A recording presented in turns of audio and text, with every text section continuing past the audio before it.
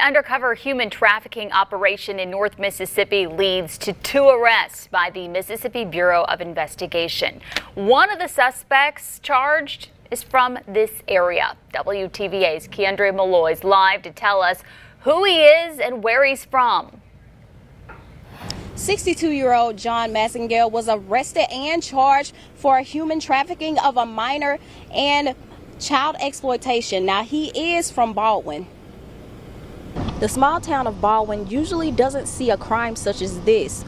It's really sad that something can happen like that in a small town. This operation led to the identification of 4 human trafficking victims who were referred to victim services. Christy Parfenico says she's raised daughters and grandchildren in Baldwin, so just knowing where the guy is from is scary for her. With the way the world is now, it can happen in any area. Keeping your babies close and just watching them, you never know nowadays what can happen. Law enforcement also arrested 26-year-old Daryl Sparks from Marion, Arkansas, and was charged with 6 counts of promoting prostitution and attempted aggravated assault on a peace officer.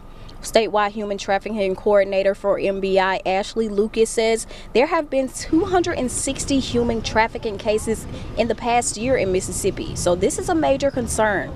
That is our #1 goal, is to identify the victims and get them out. And if we get a prosecution and, an arrest, that's gravy.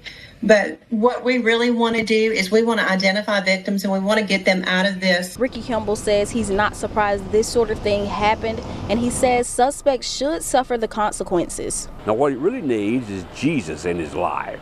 If you practice the golden rule, treat people like you want to be treated, if everybody would do that, we wouldn't have any of this garbage going on in the world. Now, several law enforcement agencies in North Mississippi helped out with this operation, and if you do suspect someone is a victim of human trafficking, you are asked to call the National Human Trafficking Hotline. Live in Baldwin, Keandre Malloy, WTVA 9 News.